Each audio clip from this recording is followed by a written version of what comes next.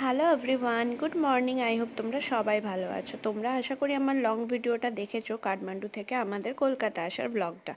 আজকে আমাদের কাঠমান্ডু থেকে ইন্টারন্যাশনাল ফ্লাইট ছিল, সেই ব্লগটা আমি তোমাদের সাথে শেয়ার করছি। মিনি ব্লগটা এখন গাড়িতে উঠে গেছিলাম, তারপর না বোর্ডিং পাসের জন্য ফাইনাল কল চলে এসেছিলো চেকিংয়ের পর।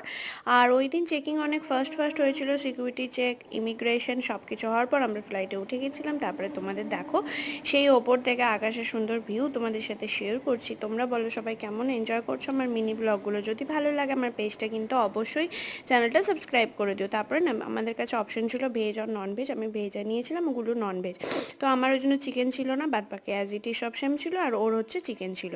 তারপর আমরা নেমে যাওয়ার পর ব্যাগগুলো কালেক্ট করছিলাম, দিয়ে বাইরে বেরিয়ে গেলাম ফোরেতে দিয়ে ওলা উবের কিছু একটা বুক করছিলাম। আমি দেখো এই যে সব কিছু নিয়ে দাঁড়িয়েছিলাম, আর যেইভাবে জ্যাকেট পরে এসেছিলাম কলকাতায় এসে সব খুলে দিতে হয়েছিল। তারপরে বাড়ির রাস্তায় এগিয়ে যাচ্ছিলাম আর কলকাতা শহরটা দেখতে দেখতে উপভোগ করছিলাম।